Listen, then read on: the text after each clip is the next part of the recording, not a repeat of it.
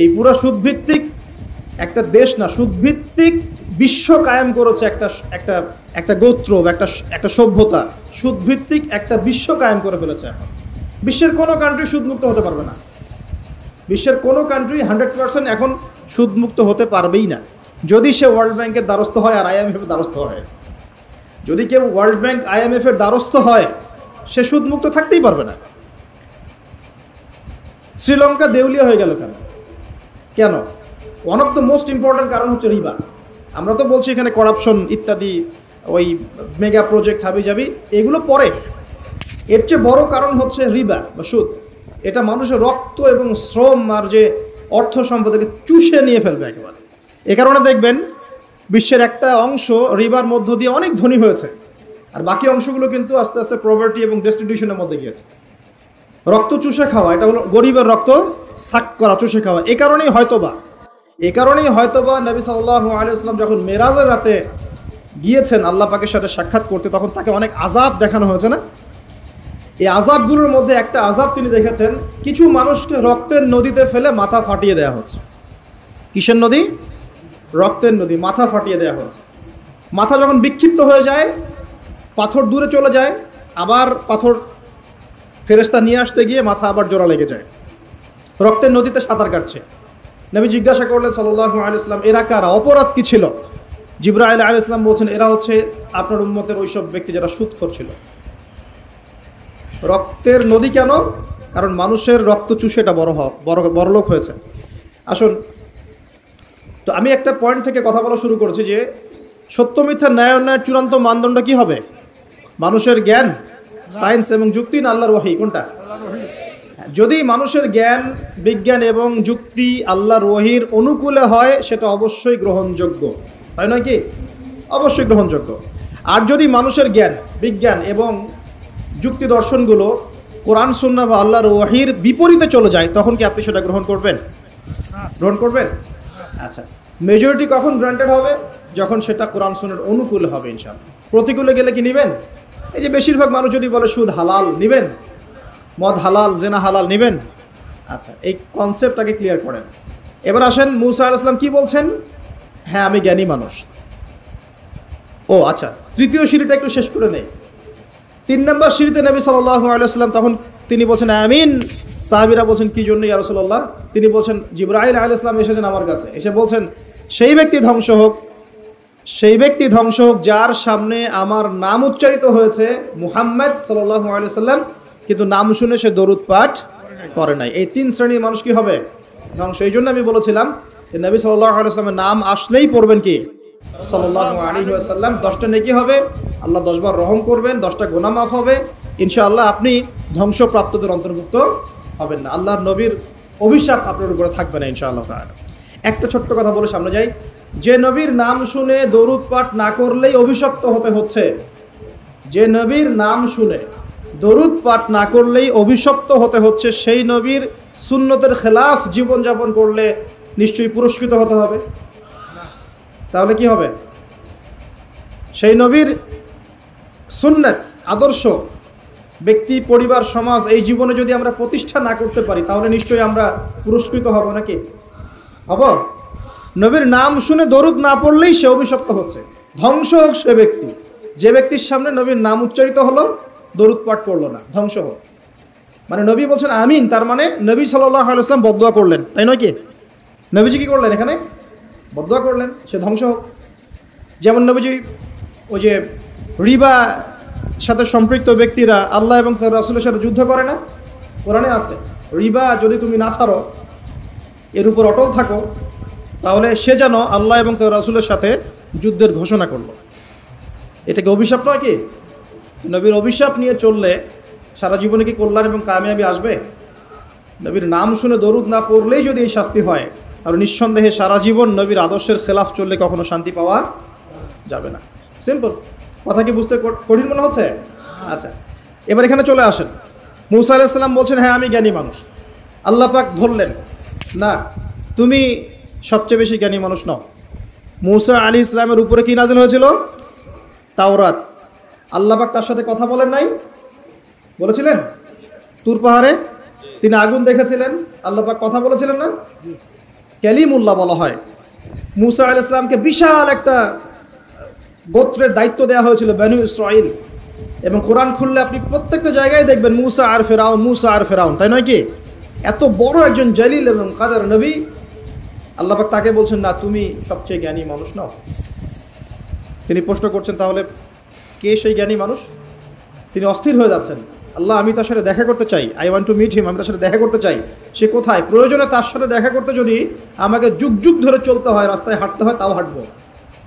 কথা বুঝতে পারছেন? আল্লাহ পাক বললেন ঠিক আছে, মাজমাউল বাহরাইন, দুই সাগরের মিলনস্থল বলে একটা কথা আছে। মাজমাউল বাহরাইন, দুই সমুদ্র যেখানে মিলে গেছে সেখানে তুমি আমার ওই বান্দাকে পাবে। তার নাম হচ্ছে খিদির। কি নাম? খিদির। খিদির মানে হচ্ছে শ্যামল বা সবুজ। একটা বর্ণন এসেছে খিদির আলাইহিস সালাম যেখানে বসতেন সেই জায়গাটা সবুজ হয়ে যেত। এখন এই ব্যাখ্যাটা বাহ্যিকভাবে হতে পারে, এটা ইন্টারপ্রিটেশনও করা যেতে পারে। আল্লাহ ভালো জানেন কোনটা ব্যাখ্যা সঠিক। বাহ্যিকভাবেই সব সবুজ হয়ে যেত, নাকি তার জ্ঞানের আলোতে অজ্ঞতা দূর হয়ে সব সবুজ হতো, আল্লাহ ভালো জানেন। তো ব্যাখ্যার একটা সুযোগ আছে। তো তিনি সেখানে গেলেন, তার সাথে একজন সঙ্গীকে নিয়েছেন, তার নাম হচ্ছে ইউশা বিন নুন, একজন যুবক, তরুণ যুবক। তারা দুজন পথ চলছেন। চলতে চলতে চলতে চলতে তারা একটা জায়গায় গিয়ে পথটা ভুল করলেন। একটা জায়গার কথা বলে দেওয়া ছিল, এই জায়গায় গেলে তোমার থলির মধ্যে যে মাছ আছে, মাছ, মৃত একটা মাছ, এটা জীবিত হয়ে সমুদ্রে লাফ দিবে। যখনই লাফ দিবে ওই জায়গায় তুমি তাকে পাবে। কাকে পাবে? খিদির আলাইহিস সালামকে। তো তিনি সেখান থেকে একটু দূরে চলে গিয়েছিলেন, পথ ভুল করলেন।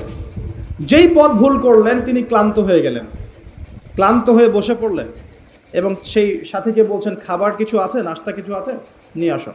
এখান থেকে আমি একটা দলিল দিই আপনাকে ছোট্ট করে। সবার মাথায় সব কিছু আসবে না, আর আমি যে ব্যাখ্যাটা দিচ্ছি এটা সঠিক হলে আল্লাহর পক্ষ থেকে, ভুল হলে আমার পক্ষ থেকে। যদি মনে হয় আপনার কাছে এটা সঠিক তাহলে আপনি গ্রহণ করবেন, যদি আপনার কাছে মনে হয় যে না ভুল, তখন ছেড়ে দিয়েন, কোনো সমস্যা নেই। আমি আমার মত গ্রহণ করতে কাউকে কখনোই এনফোর্স করি না। তো যখন তিনি ক্লান্ত হয়ে পড়েছেন তখন তিনি পথ ভুল করেছিলেন।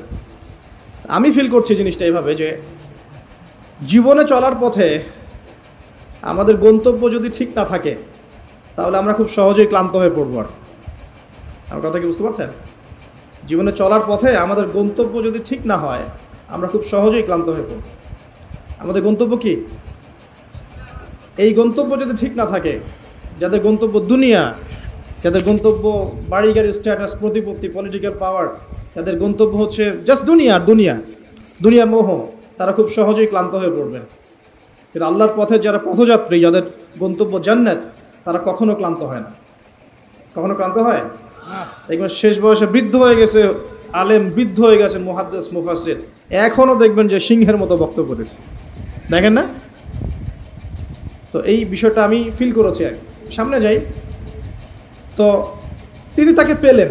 যখন রাস্তা ভুল করেছেন তখন তার স্মরণ হচ্ছে, আরে মাছ তো নাই, মাছ কোথায় গেল? তখন ইউশা বিন নুন বলছেন মাছ তো আগেই লাফ দিয়ে নদীতে সমুদ্রে চলে গেছে। তখন তিনি বলছেন ওইটাই তো সেই জায়গা ছিল যেখানে তাকে পাওয়া যাবে, চলো। আবার তিনি ব্যাক করে সঠিক জায়গায় আসলেন। এবার তার গায়ে অনেক শক্তি। সঠিক জায়গায় এসে দেখলেন হ্যাঁ, একটা পাথরের উপরে, সাখরা বলে, পাথর খণ্ড, এর উপরে খিদির আলাইহিস সালাম বসে আছেন। কে বসে আছেন? খিদির আলাইহিস সালাম। এবং তিনি তাকে সালাম দিলেন, আসসালামু আলাইকুম ওয়া রাহমাতুল্লাহ। তো খিদির আলাইহিস সালাম বলছেন ওয়ালাইকুম আসসালাম ওয়া রাহমাতুল্লাহ। এই জনমানব শূন্য জায়গায় সালাম কোত্থেকে আসলো? তখন মুসা আলাইহিস সালাম বলছেন যে আমি মুসা। আমি কে? মুসা। খিদির আলাইহিস সালাম বলছেন তুমি কি বনু ইসরাইলের মুসা? তুমি কি বনু ইসরাইলের মুসা? তার মানে খিদির আলাইহিস সালাম বনু ইসরাইলের কেউ নন। কথা কি বোঝা যায়? যদি তিনি বনু ইসরাইলের কেউ হতেন তাহলে বলতেন না তুমি কি বনু ইসরাইলের মুসা। তার মানে তিনি বনু ইসরাইলের বাইরের কেউ, ওই গোত্রের, ওই সম্প্রদায়ের নন তিনি বলছেন, আমি একটু পড়ে শোনাই। ক্বালা লাহু মুসা আলাইহিস সালাম তাকে বলছেন, হাল আত্তাবিউকা আলা আন তুআল্লিমানি মিম্মা উল্লিমতা রুশদা। মুসা আলাইহিস সালাম তাকে বলছেন, হে খিদির আলাইহিস সালাম, আমি কি আপনার অনুসরণ করতে পারি এই শর্তে যে আল্লাহ আপনাকে যা শিক্ষা দিয়েছেন সেখান থেকে আমাকে কিছু শেখাবেন? স্টুডেন্টের মতো আসলেন। এবার খিদির আলাইহিস সালাম কি বলছেন? ইন্নাকা লা তাস্তাতি'আ মা'ইয়া সাবরা। আমি তো শেখাতে চাই, কিন্তু তুমি তো আমার সাথে সবর করতে পারবে না। কি পারবে না? তুমি আমার সাথে ধৈর্য ধরতে পারবে না। একজন টিচার কি কখনো এমন কথা বলে স্টুডেন্টকে? কোন পর্যায়ের জ্ঞান, হিকমা, প্রজ্ঞা, আধ্যাত্মিকত্ব থাকলে একজন মানুষ আগে থেকেই বলতে পারে যে তুমি তো আমার সাথে সবর করতে পারবে না? এই গল্পের শেষে আপনি দেখবেন সত্যি সত্যি মুসা আলাইহিস সালাম সবর করতে পারেন নাই।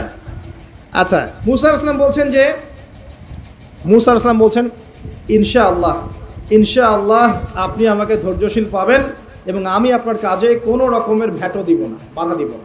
আপনি করেন যা ইচ্ছা, আমি আপনার কাজে কোনো বাধা দিব না। আচ্ছা, এবার তারা চলতে লাগলেন। ওকে, তিনি বললেন ক্বালা ফাইন ইত্তাবা'তানি ফালা তাসআলনি আন শাই। খিদর আলাইহিস সালাম বলছেন তুমি যদি আমাকে ফলো করতেই চাও তাহলে আমাকে কোনো প্রশ্ন করতে পারবে না, আমি যা করব চুপচাপ দেখতে হবে, পরে আমি তোমাকে জানিয়ে দেব, কিন্তু তোমার কোনো প্রশ্ন করা চলবে না। এমন কোনো টিচার দেখেছেন ছাত্রকে বলে প্রশ্ন করতে পারবে না, যা পড়াচ্ছি পড়ো, যা বোঝাচ্ছি বুঝো, যেমনে চালাচ্ছি চলো। পৃথিবীর সবচেয়ে জ্ঞানী মানুষ কে? খিদর আলাইহিস সালাম। এবার চলছেন, তারা চলতে লাগলেন। একটা নৌকা, এই নৌকায় করে তারা একটা নদী পার হলেন। এই নৌকার যে মাঝি বিনা পারিশ্রমিকেই তাদেরকে পার করালো। কিনারায় যাওয়ার আগেই খিদর আলাইহিস সালাম নৌকার তলদেশটা ফুটা করে ফেললেন। কাজটা কি ঠিক হলো? বিনামূল্যে একজন আমাকে সার্ভিস দিল এবং খিদর আলাইহিস সালাম তার তলদেশ ফুটা করে ফেললেন। মুসা আলাইহিস সালাম এবার দেখে বলছেন যে আপনি এটা কি করলেন? লাকাদ জি'তা শাইআন ইমরা, আপনি একটা জঘন্য কাজ করে ফেললেন। যারা আমাদের এত উপকার করলো আপনি তার তলদেশ ফুটা করে ফেললেন। এবার খিদর আলাইহিস সালাম বলছেন আমি তো বলেছিলাম, আলাম আকুল লাক, আমি তোমাকে কি বলি নাই ইন্নাকা লা তাসতাতি'আ মা'ইয়া সাবরা, তুমি আমার সাথে সবর করতে পারবে না। এবার মুসা আলাইহিস সালাম বলছেন যে ঠিক আছে, আমি যেটা ভুলে গিয়েছিলাম এই বিষয়ে আমাকে আর পাকড়াও করেন না, এরপর থেকে আমি আর কোনো সমস্যা করবো না ইনশাআল্লাহ। ঠিক আছে। আবার তারা চললেন। চলতে পথে এবার একটা বালকের দেখা, ছোট্ট। ফানতালাকা হাত্তা ইযা লাকিয়া গুলামান ফাকাতালা। এবার তারা চলতে গিয়ে একটা গোলাম, মানে কি ছোট বালককে গোলাম বলে না? জান্নাতে গিলমান থাকবে না, ছোট ছোট বাচ্চারা, গোলাম, তাকে ডেকে নিয়ে এসে খিদর আলাইহিস সালাম, এটা কি হলো? এটা তো নৌকা ফুটা করাকে তিনি চ্যালেঞ্জ করলেন, এবার তো বাচ্চাকে ফুটা। এবার তিনি বলছেন যে আপনি নিষ্পাপ, একটা নিষ্পাপ পবিত্র একটা বাচ্চাকে ব্যবহার করে ফেললেন, আপনি তো একটা জঘন্য অপরাধ করে ফেললেন। কে বলছেন এই কথা? মুসা আলাইহিস সালাম। আবার তিনি বলছেন ক্বালা আলাম আকুল লাক ইন্নাকা লা তাসতাতি'আ মা'ইয়া সাবরা, আমি কি তোমাকে বলি নাই তুমি আমার সাথে সবর করতে পারবে না? শেষবারের মতো ক্বালা ইন সাআলতুকা আন শাইইন বা'দাহা ফালা তুসাহিবনি, এরপর যদি আমি আর একটা কোশ্চেন করেছি তাহলে আমাকে আর সাথে নিয়েন না। কে বলছে কথা? মুসা আলাইহিস সালাম। যিনি বলছেন আমি জ্ঞানী মানুষ, যার উপর তাওরাত নাযিল হচ্ছে।